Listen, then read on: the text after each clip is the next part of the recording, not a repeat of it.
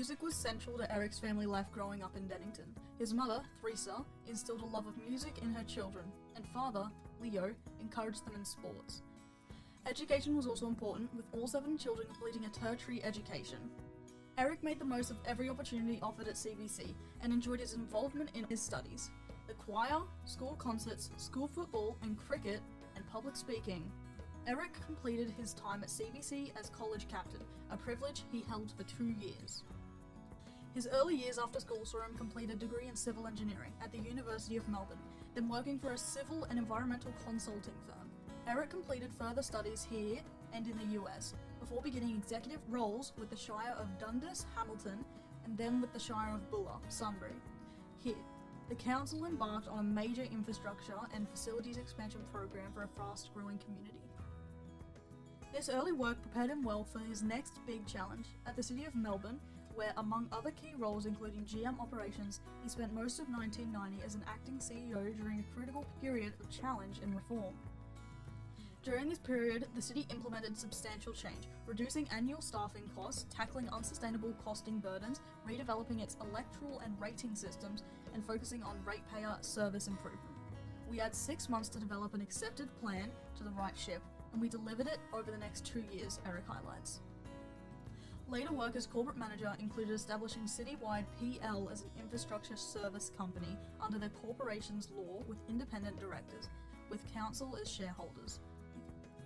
Eric was then appointed CEO for the new Shire of Yarra Ranges, amalgamating 4 municipalities in Melbourne's east, with major reductions in income required by the government. Challenges included reducing debt, reducing operating costs, and maintaining an infrastructure investment program while remaining solvent and meeting community needs. After 4 years, Eric was approached by Vic Roads and appointed as General Manager of Road Safety for Victoria. Under Eric's leadership and with the support of the road safety partner organisations and government, an astonishing amount of road safety legislation was passed and implemented. Victoria became the first jurisdiction globally to introduce roadside drug testing, introduced the first major program for use of alcohol interlocks in Australia, oversaw introduction of the expanded graduated licensing system for novice drivers, and increased sanctions for speeding. Eric was instrumental in the development and delivery of Arrive Alive, a Victorian road safety strategy leading to delivery of a 20% reduction in road fatalities over 5 years, with substantial infrastructure safety investment, speed limit reductions, and vehicle safety measures. He went on to introduce the SAFE system, Approach to Road Safety in Australia, a foundation for addressing road safety risk incorporated into National Road Safety Action Plans since 2004. Victoria's road safety achievements over those years were recognised by the prestigious 2004 Road Safe Prince Michael of Kent International Road Safety Award. Eric was approached to chair the Towards Zero project from 2004 to 2008. The final team report provided to be a landmark document recommending the SAFE system approach, encouraging member countries to adopt the ambitious zero long-term target for road deaths and injuries. The approach became the basis for ongoing UN Road Safety Decade of Action plans. His knowledge and leadership on road safety attracted the attention of governments, the World Bank, the Global Road Safety Partnership, WHO, and other international organisations, which led to Eric establishing his own consultancy, Whiting Moyne PL, from 2006, assessing government road safety management capacity, partnerships and commitment, and recommending strengthened measures and policies. He has now delivered the strategic advice in more than 35 countries throughout Europe, South and Southeast Asia, the Americas and the Pacific. Eric was principal author for the Global Road Safety Partnership Speed Management Manual and co-authored the World Road Association Road Safety Manual. He has published numerous papers and reports on road safety and was one of the 3 authors of For Eliminating Serious Injury and Death from Road Transport, a Crisis of Complacency, published in 2014. Eric has dedicated and facilitated many road safety management and leadership programs through Monash University, the World Bank, Asian Development Bank, and others. He continues to provide service to the road safety community nationally and internationally today. Despite the demanding nature of his work, Eric has always made time for volunteering, chairing the planning committee for the Mercy Hospital of Women, and serving on the Sisters of Mercy Property Advisory Council, and today serving on the Emmanuel College Foundation and President of Eureka Australia. Family also remains central to Eric's life. He and his wife Mary have 3 married children and 6 grandchildren. In 2018, Eric was presented with the award of Member of the Order of Australia for his service to road transport safety, professional associations and the community.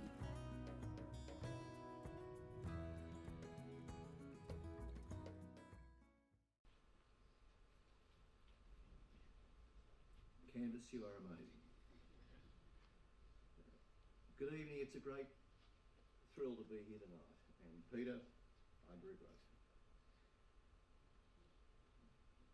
I've done my best in these remarks I've put together, and I'll try and repeat tonight, to focus on the school and on the things that it has done for me. But I will always be grateful for my years at CBC, and I'll try and give you a little flavour of that as we go through my remarks.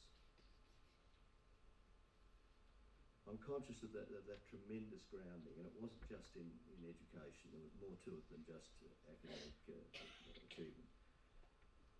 Two of my former classmates and I, a few weeks ago, took out for lunch brother Trevor Gibbons and brother Frank Chappell, who were at CBC for the full 8 years that we were at the school. And we had a great time with them. We hadn't seen them together for 58 years. And to sit there and talk to these men who taught us so much about life and about sport and music and drama and academic pursuits, of course, it was an amazing cavalcade of ideas that came back, and we remembered our years, and we were so fortunate. They were quality educators. Frank went on to be the head of Christian Brothers internationally, and Trevor has worked in Africa and done amazing things. But I said to Trevor Gibbons, I said, I still remember in religious classes your social justice sessions. He used to hand out these radioed sheets, and that has stuck with me as much as anything I've ever learned in my life. And that's testament to the power of their abilities. So the school reflected the values of this broader community, this wonderful community of Southwest Victoria. And I'll always cherish that. Could I thank congratulate all the awardees tonight? I think you are amazing people, wonderful Australians, and no words that I say can adequately reflect what you've done. Just keep doing it, and to all of you who are here tonight, please be enthused and inspired by what those people have done and are doing. And I think, Peter, the school deserves enormous congratulations in doing this. It is inspiring to see what others are doing.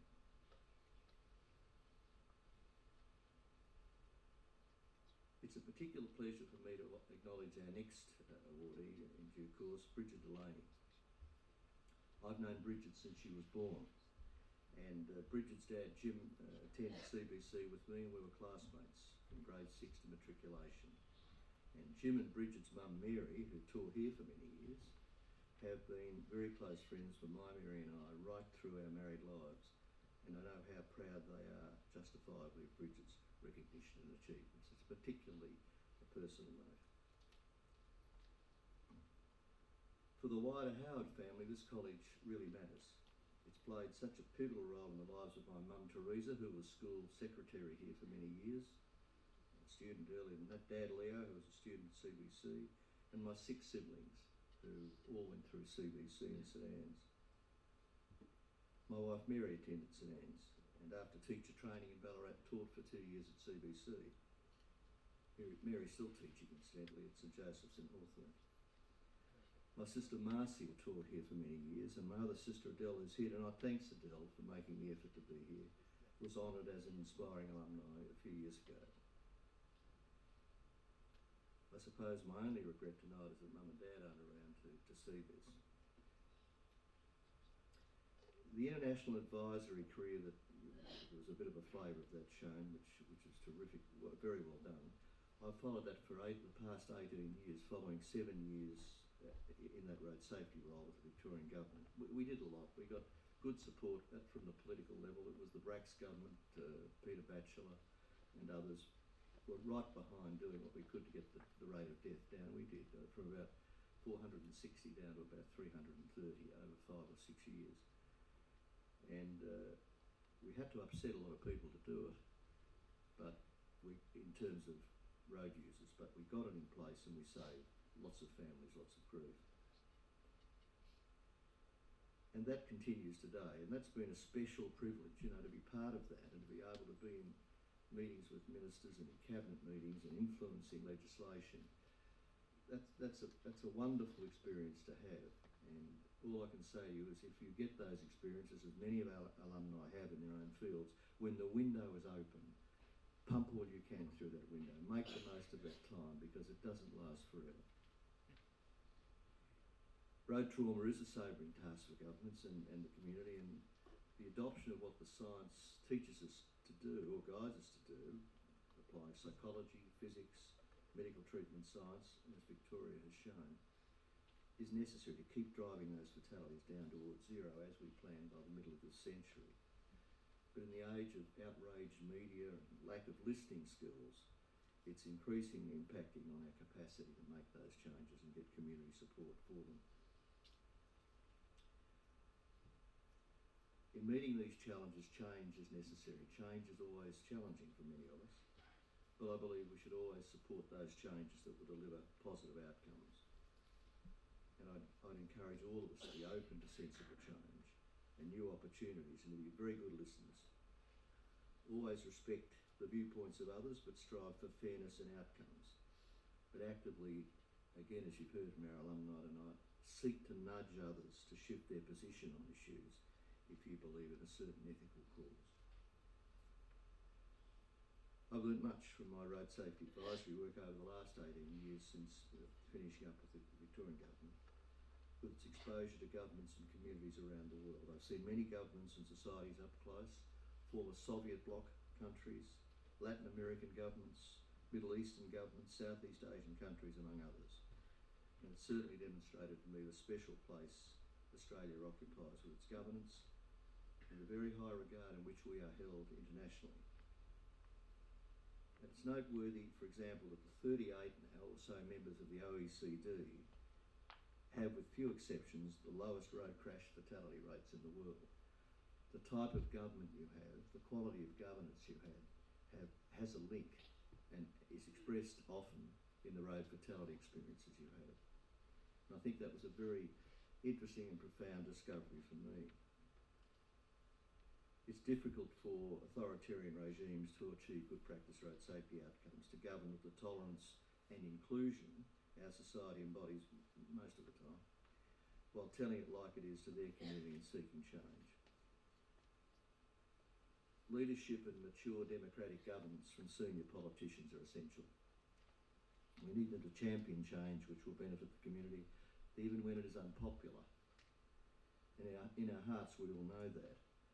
And that's been the experience here in Victoria across the political spectrum since seatbelts were made mandatory from 1970. My hope is that that thinking and courage, frankly, can continue.